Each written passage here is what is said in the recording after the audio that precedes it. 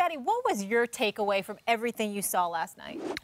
Well, I just think that right now he's got a lot of pressure on him. He's got a lot of added pressure from his dad, continue to praise him and talk about, what he's going to be able to do this season. And he's really just put a target on his back. And a lot of players are seeing that and reading it. And it's not fair for him as a player because it's unwanted attention from him. He would like to just go out, play basketball, learn the game, and develop and get better. But the players around the league are not going to allow that to happen. As long as his dad is standing on the sideline, praising him and putting him ahead of almost every guy in the game in terms of his talent. So he has to sit back his father and allow his son to develop as a player. One of the things that Max and I were debating to start off the show, Max was saying, you know what, he's just out of shape, et cetera, et cetera. And I said, look, LeVar Ball opening his mouth, even though guys are going to come at him anyway and they're going to shine their greatness upon him anyway, you don't want to give greatness extra motivation, extra focus. And I think that's what LeVar Ball has done to his son. To that you say what? Well, I think it's unfair justice for that young man. I think last night we saw, probably one of the top defenders in the game, first-team defender, Patrick Beverley. He really displayed what this young man is going to be facing all season long. And that's pressure from everyone that he faced. Everyone is going to challenge him to see if he's the player that his daddy has made out. And what you brought up, we were chopping this up right before we got on the air. What you brought up is he doesn't have to worry about Patrick Beverley on the other end of the court.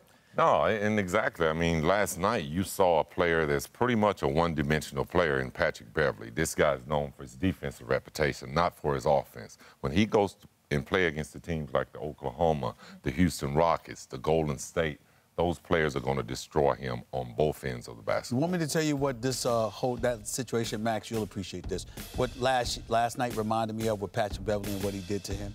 It reminded me when y'all were going up against Tony Kukoc. In the Olympics. And Jerry Krause made all this noise about Tony Kukoc is coming here, and Tony Kukoc can do this and that.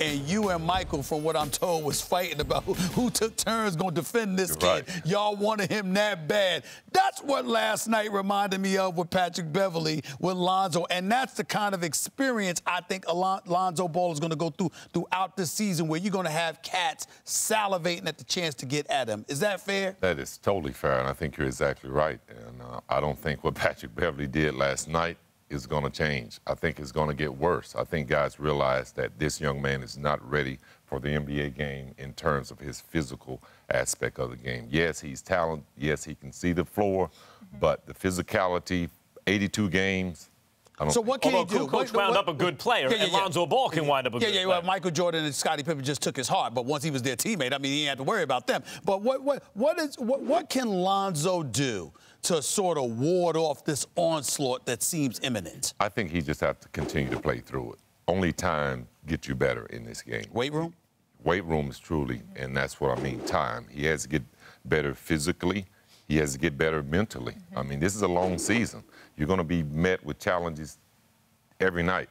Patrick Beverley, to me, is just one player that's going to stalk him this season. And we know Patrick Beverley, what he's done to point guards from Westbrook to Derrick Rose, he embraces this. And last night was an example of what this young man will be seeing every night. You were a point forward. I mean, you could run the point. What do you see in terms of his point guard skills, like technically, that he needs to work on so far in his first game and he was up against an elite defender? Well, I think Stephen A. said it best, his physicality. He has to get stronger. But I think he has to also learn how to run a professional team. This is not like college. You can't just throw the ball up to the first open guy. You got to throw the ball up to decision makers, guys who know what to do with the basketball. Every possession is important in this game. So you have to be a facilitator out there, but you also have to know as a leader who to get the ball to, who you can advance the ball to in transition. Is Julius Randle a great guy to pitch the ball up in transition? Yes, at times, but he's not the guy that you want to give the ball to in late parts of the game, when the game is on the line, when you have to make the right decision. And I think those are things that he has to learn as a point guard and be a little more selfish. I don't think that he's ready to take on that being a young player.